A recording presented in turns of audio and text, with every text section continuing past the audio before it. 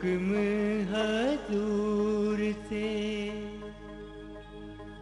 सारी सृष्टि साजी,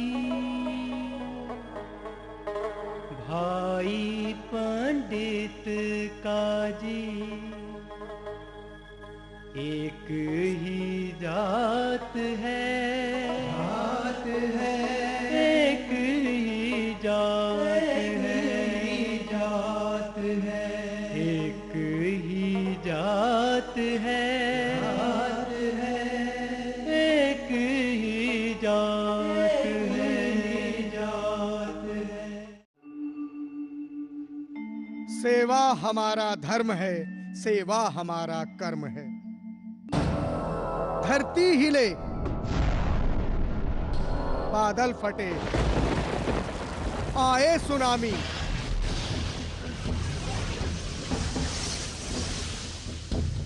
नदी की बहती धारिया सूखे धरा, मुश्किल में प्राण हो,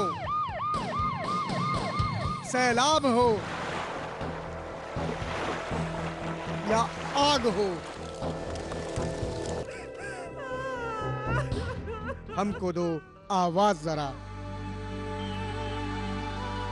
गुरुजी ने ठाना है, खून बिन जाने न देंगे जिंदगी, अंधा रहे न कोई देश में, हो सबके हिस्से रोशनी। धरती सजी रहे वृक्ष से, पेड़ों की फैली छांव हो, हर हाथ को मिले हुनर, बेरोजगार न नौजवान हो। क्यों कोई आंसू बहाए, क्यों कोई निसंतान हो, बिटिया न मरे कोख में, बेटों का भी दान हो।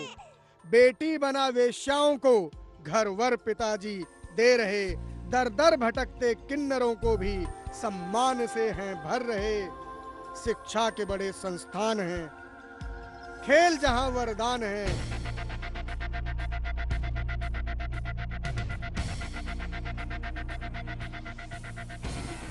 लेके कहां कुछ वापस जाना, ये शरीर भी दान है। समाज को अर्पित, समाज को समर्पित, डेरा सच्चा सौदा, सिरसा। ये समय कीमती है। कौन सा समय, कैसा समय? यहां दो तरफ इशारा है। एक तो वो समय जो आप सब लोग हाथ से भी देखते हैं, यानी घंटा, मिनट, सेकंड, घड़ी आपकी चलती रहती है और वो समय गुजरता चला जाता है। आज की तारीख में आज का जो टाइम है ये लौट के वापस नहीं आता। गुजर गया सो गुजर गया। तो हर समय कीमती है, समय को गुजरने मत दो। आलस्य में, व्यर्थ फजूल के काम धंधों में, पाप जुल्म गुनाहों में समय को बर्बाद ना करो। समय कभी किसी के लिए रुका नहीं करता। समय और समुद्र की लहर किसी का इंतजार नहीं करते, वो तो चलते चले जाते हैं, ना कभी किसी के लिए रुके हैं और ना रुक सकते हैं। तो एक तो यह समय है, लेकिन यह मुख्यतः जिस और इशारा किया गया है वो है मनुष्य शरीर। कि भाई, हे जीवात्मा, हे मालिक से बिछुड़ी अंश, तुझे बेशकीमती समय मिला है। यह मनुष्य शरीर, इसमें आवागमन से मुक्ति हासिल करना चाहे तो तू कर सकती है। जन्म मरण से आजादी हासिल हो सकती है, लेकिन यह तभी संभव है अगर तू प्रभु का नाम जपे। सच्चा मोक्ष, सच्ची मुक्ति ओम हरि अल्लाह वाहिगुरु गॉड खुदा रब, यानी उस सुप्रीम पावर का नाम ही दे सकता है। सच्ची मुक्ति हम किसे कहते हैं, या सच्ची मुक्ति किसे कहा जाए? सबसे पहले जो जीते जी गम, चिंता, टेंशन, परेशानियों से आजाद करवा दे। आदमी की लाइफ को, आदमी की जिंदगी को रस से भरपूर कर दे, माला माल कर दे, अंदर बाहर खुशियों से लवरेज कर दे, ऐसी मुक्ति। क्या यह संभव है? जी हां, यह संभव है। पूर्ण गुरु संत पीर फकीर की सत्संग हो, सुनने वाला पात्र हो और सुन के फिर अमल करने वाला हो तो 100% जीते जी मुक्ति हासिल हो जाती है। आप देखते होंगे कई सत्संगी भाई, कोई कोई ऐसा मिलता होगा, भाई बहन कोई ऐसा जो बड़ा टेंशन में है, जिसको बेचारे को जिंदगी बोझ लग रही है, जीवन गुजारना ऐसा हुआ पड़ा है जैसे बस सारी दुनिया का बोझ उस अकेले ने उठा रखा हो। आप सोचेंगे फिर ये क्यों हो रहा है? जब पूर्ण गुरु पीर फकीर की सत्संग सुनता है, नाम ले लिया, फिर भी उसको गम चिंता टेंशन परेशानियां क्यों घेरे रखती हैं? गुरु विचारा क्या करे जा सिखण में चूक। संत गुरु पीर फकीर की सत्संग में आना बहुत भाग्य की बात है, क्योंकि संतों की सत्संग नहीं होती, वो जो सच्ची सत्संग होती है वह अल्लाह वाहिगुरु राम आके हर किसी में खुद विराजमान रहते हुए प्रकट भी हो जाते हैं, जहरा तौर पे खुशियां लुटाते हैं। अब बैठे लोगों की भावना कैसी है?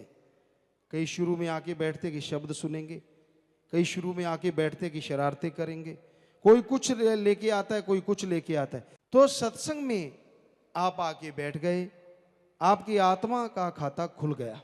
जैसे बैंक में आप एंट्री करते हैं, अपना नाम एड्रेस वगैरह देते हैं, पैसे जमा करवाते हैं, खाता खुल गया।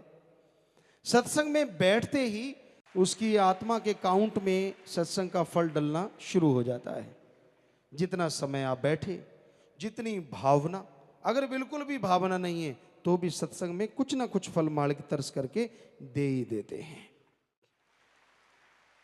लेकिन एक पूरी श्रद्धा भावना से बैठता है, दृढ़ विश्वास होता है उसके अंदर, तो उसके आगे तो हाजिरी लगती ही लगती है, जीते जी भी उसको सच्ची मोक्ष यानी गम चिंता टेंशन से आजादी मिलनी शुरू हो जाती है। अब सत्संग सुनना बहुत भाग्य की बात है, सुन के अमल करना भाग्य बनाने की बात है। और जो पूर्णतः अमल करते हैं, दृढ़ विश्वासी होते हैं, उन्हें सिर्फ सच्ची मुक्ति ही नहीं मिलती, बल्कि मालिक अपने नूरी स्वरूप में कण कण में जर्रे जर्रे में दर्शन भी देने लग जाते हैं। तो इस तरह ये सच्ची मुक्ति है। अब आपकी भावना क्या है, कैसी आप श्रद्धा लेके बैठते हैं, कैसी आपकी तमन्ना है, कैसी इच्छा है, ये आप पे डिपेंड करता है। क्योंकि आप मर्जी के मालिक हैं, आप गुलाम नहीं हैं। जरा सोचिए, आप गाय भैंस पशु की तरह होते, सांकल डाल लेते, ना आपसे पूछते ना बताते, खा नहीं खाया तो डंडा ताड़ जिम्मेदार मार देते, क्या हुआ? या इंजेक्शन बड़ा सा मोटा सुआ ठोकते हैं। सोचिए, ये तो आप मर्जी के मालिक हैं, जो चाहे कर सकते हैं। अच्छे कर्म करो तो इस घोर कलयुग, क्या इससे भी घोर कलयुग हो, तो भी सतगुरु को मालिक को कण कण में जर्रे जर्रे में देख सकते हैं। और बुराई पे आ जाओ तो शैतान के बाप आप बन ही सकते हैं, जो कि आज दुनिया में लोग बने हुए हैं। तो बात अमल करने की है। साध संगत को देखना ये चाहिए कौन पीर फकीर के वचनों पे चलता है। ये नहीं देखना चाहिए कौन कितना पुराना है कितना नया है। नए पुराने से सत्संग में या रूहानियत में कोई फर्क उतना नहीं पड़ता। ये जरूर है कि अगर कोई पुराना सत्संगी है, लगातार सुबह शाम सत्संग सुनता है, तो उसके आत्मा के खाते में फल तो पड़ रहा है। पर अगर वो निंदा ही करता रहता है सारा दिन, मान लो सुबह सत्संग सुन ली, शाम को सत्संग सुन ली, और सारा दिन दे निंदा, दे बुराइयां, दे चुगली, सारा दिन कचर कचर कचर कचर, बताइए जितना समय सत्संग में फल इकट्ठा करने में लगाया, उससे ज्यादा समय उसे बर्बाद करने में लगा दिया। तो आप खुद बताइए क्या क्या हासिल हुआ उसे? खाली रह जाता है, कोरा हो जाता है। तो सत्संग सुनो, अमल करो। अमल नहीं कर पाते तो क्यों किंतु परंतु ना करो। लोग मीन में एक निकालते हैं, अल्लाह मालिक में, भगवान में। भगवान ने ये क्यों बनाया, भगवान ने वो क्यों बनाया, भगवान को ये नहीं करना चाहिए था, भगवान को वो नहीं करना चाहिए था। वाकई भगवान के पास सलाहकारों की कमी थी। आप लोग बाद में पैदा हुए, शायद भगवान पहले आपको बुला लेता, आप ये सोच रहे होंगे। अरे उसको किसी सलाहकार की जरूरत नहीं, जिसने सबका दिमाग बनाया है उसको कौन क्या राय दे सकता है। वो राम, वो अल्लाह, वाहिगुरु सब जानी जान है। उसने जो भी बनाया परफेक्ट बनाया, जो बनाएगा परफेक्ट बनाएगा। वो ईश्वर, वो अल्लाह, वो राम, वो वाहिगुरु, वो गॉड, खुदा रब किसी के कहने या किसी के रिमोट के बटनों से नहीं चलता। वो तो क्या, उसके फकीर भी उसी की रजा में चलते हैं, किसी और की रजा में नहीं चलते। ये नहीं देखते कि ये मुर्गा मोटा बैठा है, इसकी बड़ाई कर दें शायद नोट ज्यादा चढ़ा जाएगा। नहीं नहीं, संतों को, फकीरों को इससे कोई लेना देना नहीं होता। जो जुबान पे सच आ गया वो कहेंगे कहेंगे, मिर्ची लगे या पोटास लगे वो मर्जी है आपकी।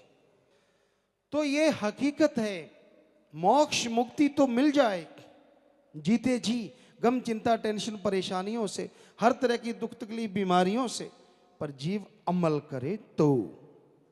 अमल नहीं करता, वचन सुनता जरूर है ज्यों त्यों, पर मानता नहीं, फिर ही ये सारी परेशानी आती।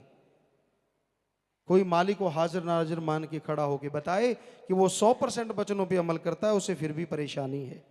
हमें लगता नहीं कि घंटा सुबह शाम कोई सुमन करता हो, वचनों पे पक्का रहता हो, उसको तिल मात्र भी, बाढ़ मात्र भी, लेश मात्र भी कोई परेशानी आ जाए, हो ही नहीं सकता। हम ये गारंटी देते हैं। तो ये हकीकत है। और सच्चे सौदे के लिए तो वैसे भी बहुत बड़े वचन साईं मस्ताना जी महाराज करवा के लाए हैं कि सच्चे सौदे का मुरीद नाम ले ले, थोड़ा सुमन करता हो, वचनों का पक्का हो, चलो थोड़ी सेवा भी करता हो, ना उसे अंदर कमी रहे ना बाहर कमी रहे, दोनों जहान में दोनों जहां की खुशियों से माला माल रहता है। किसी की सुनो ना, अपने संत पीर फकीर की सुनो। आपको कोई शक है किसी ज्ञान पे, भक्ति पे, संतों पे, अपने गुरु पे, तो बोलो ना। गुरु रोज कहते हैं पूछ भाई जो पूछना है। आदमी को क्या बताएगा, अंधा अंधे को रास्ता क्या दिखा सकता है। अंधे को तो 2 आंख वाला, दोनों जहान की आंख वाला ही रास्ता दिखा सकता है। सो आप आदमी से पूछ के संतुष्ट कैसे हो जाते हैं, या उसके पूछते क्यों हैं, हमें ये समझ नहीं आती। रूहानियत की बात कोई आदमी आपको उतना गाइड नहीं कर सकता जितना गुरु परफेक्ट रूप में गाइड कर सकता है, क्योंकि उसने अपना मसाला लगाना ही है, अपने नंबर बनाने ही, अपनी मान बढ़ाई करनी है। जिस आदमी से आपने पूछना है तो गुरु पीर फकीर से पूछो, आपको पता चल जाएगा कि हकीकत क्या है, कहां कमी है। वैसे बेपरवाह जी के वचन हैं, उन्हीं के वचन वही करवा रहे हैं कि सत्संग में कोई सवाल रहता नहीं, अगर आदमी ध्यान से सुन ले हर सवाल का जवाब मिलता रहता है। अगर ध्यान से ही ना सुने, ख्याल कहीं और हो। अब एक आम आदमी बैठा हो, उसके सामने लोग बैठे हैं, तो कुछ एक लोगों का तो वो भी बता सकता है कि ये सुनते टाइम किधर किधर ध्यान होता है। जैसे स्कूल में टीचर लेक्चरर होते हैं, हम भी पढ़े हैं, बैक बेंचर्स जो पीछे वाली सीटों पे होते हैं, तो हम तो अगर बेपरवाह जी की रहमत थी आगे होते थे। मॉनिटर वगैरह क्लास के कई बार होते थे, कई बार नहीं होते थे, लेकिन ऐसा आगे ही होता। तो ये होता था कि जैसे टीचर लेक्चरर या कोई टीचर वो लिख रहा है बोर्ड पे या कुछ बात बता रहा है, तो वो उनकी अपनी शरारतें जहाज बना के छोड़ दिया। एक गोली सी बनाई कागज की, उसके ठा, दूसरे ने वो स्लेटी उठाई, दूसरे के ठा, तो ये सिस्टम चल रहा होता पीछे। अब टीचर की निगाह पड़ जाती, खड़ा हो गया, फिर बेंच पे खड़ा सबके सामने, आगे वाले बेंच पे आ जा, पीछे वाले पे नहीं। फिर वहां कभी खाज कर ली, कभी शर्म, ऐसे क्यों शर्म आ रही है, बड़ा तीर मारा था ना, शर्म तो आनी है। तो ऐसे ही वो तो एक टीचर अपने कमरे में 40-50 लोगों को देख के बता सकता है, तो पीर फकीर के सामने जब आप सत्संग में बैठते हैं, तब फकीर नहीं तो राम अल्लाह मालिक की निगाह में जब आप बैठते हैं, तो ये कैसे संभव है कि वो आपकी हर सोच, आपकी हर हरकत को नहीं जानता। जैसा करोगे फल वैसा मिलता रहेगा।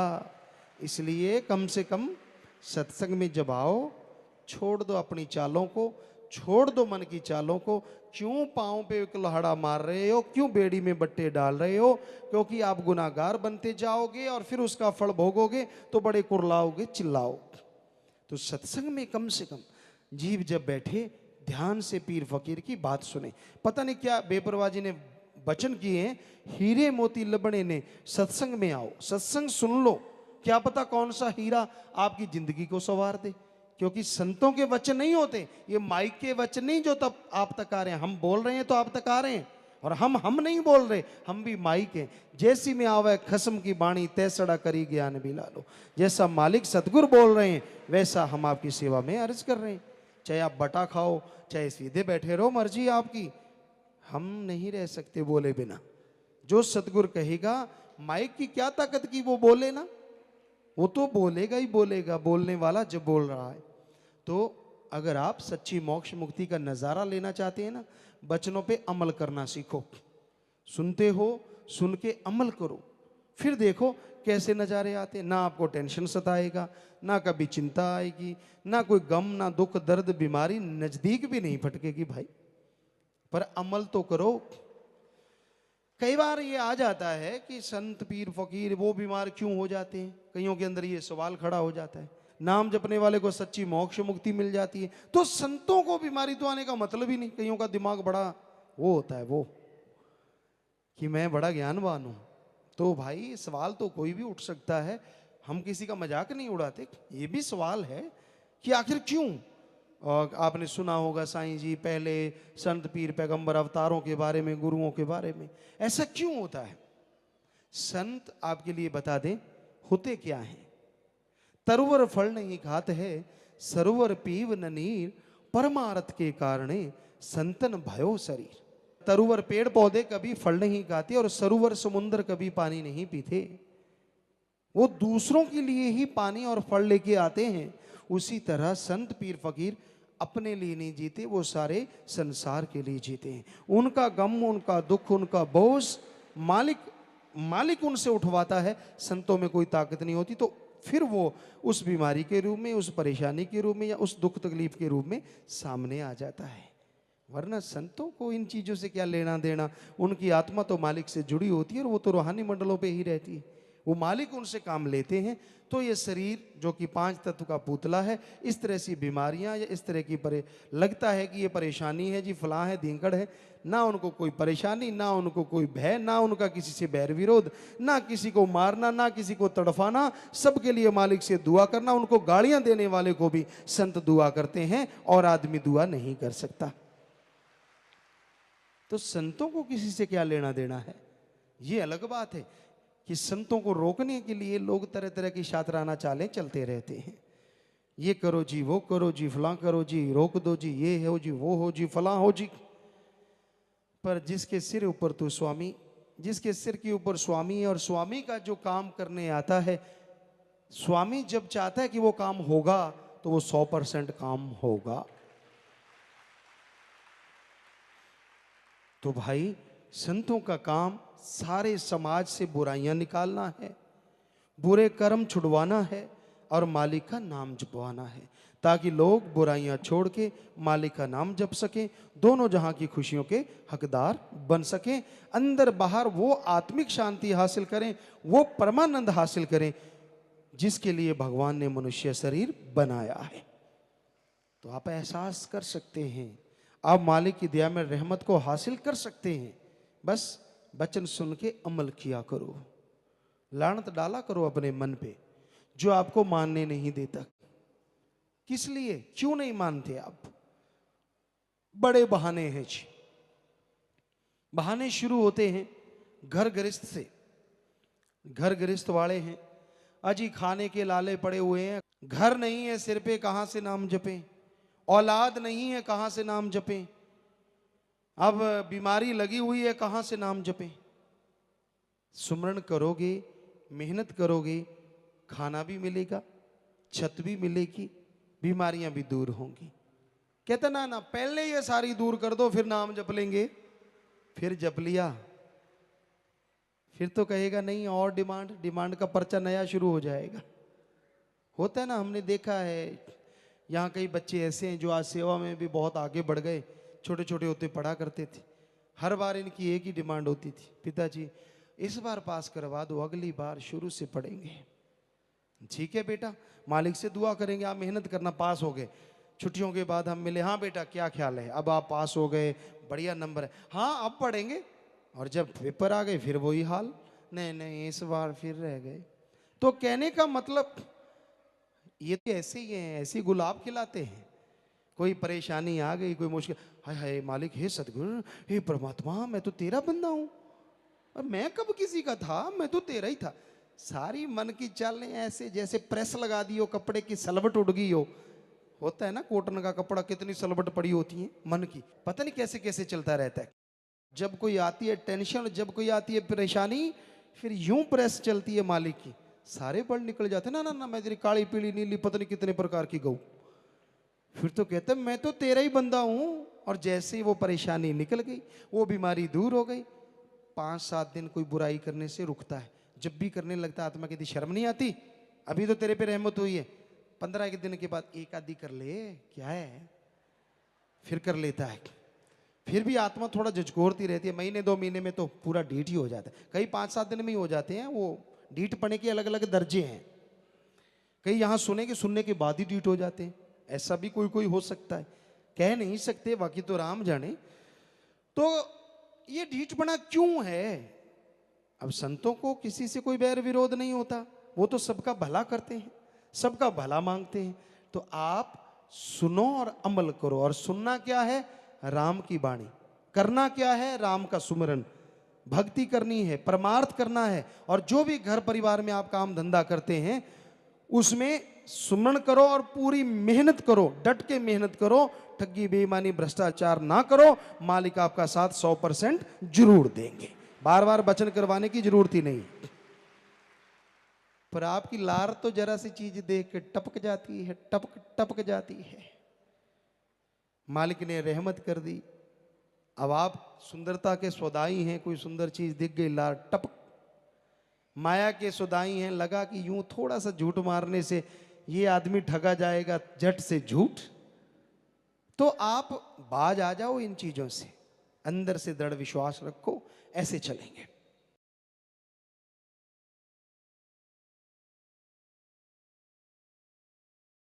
माली का नाम खुशियों की खान है।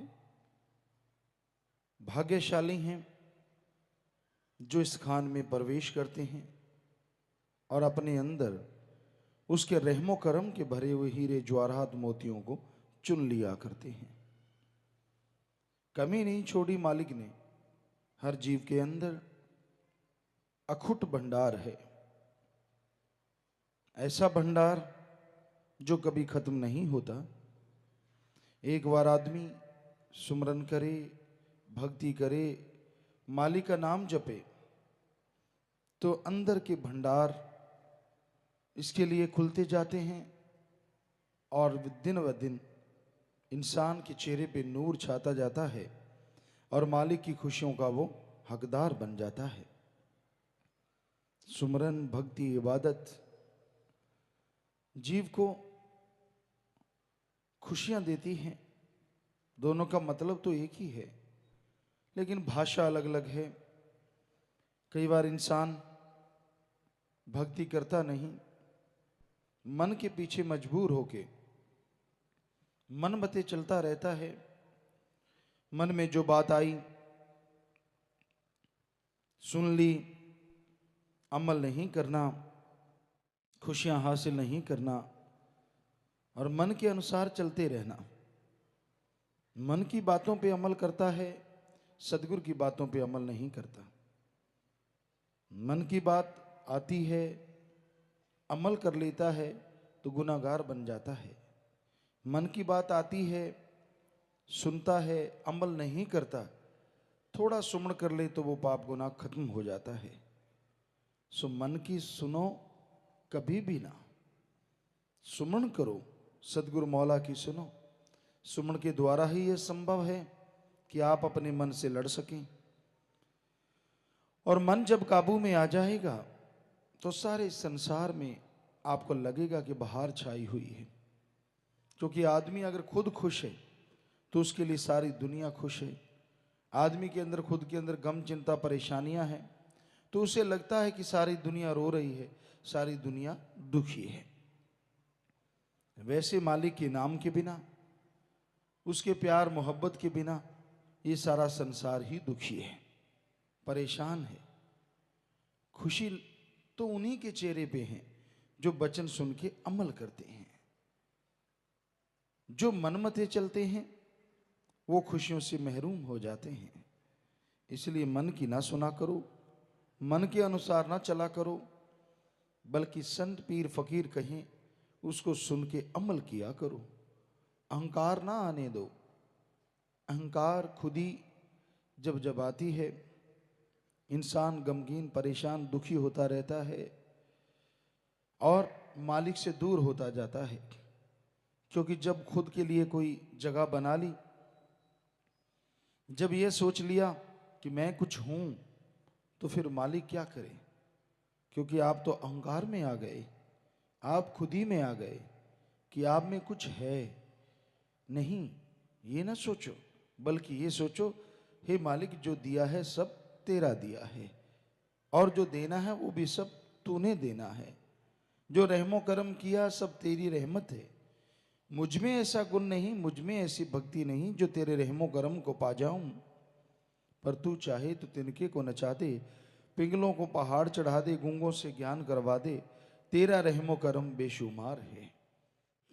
इंसान दीनता रखे, नम्रता रखे, तो मालिक की खुशियां हासिल होना शुरू हो जाती हैं। फिर टाइम नहीं लगता। जब खुद की हस्ती मिटा देता है तो वो अल्लाह वाहिगुरु राम गले से लगा लेता है।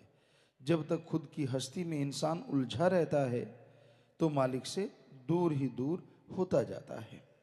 इसलिए अपनी मैं को, अपने अहंकार को मिटा के रखो, ताकि मालिक की दया में रहमत के काबिल बन जाओ, उसकी खुशियों के हकदार बन जाओ, और दोनों जहां में मालिक के रहमो करम से आप माला माल हो जाओ। एक ही नूर से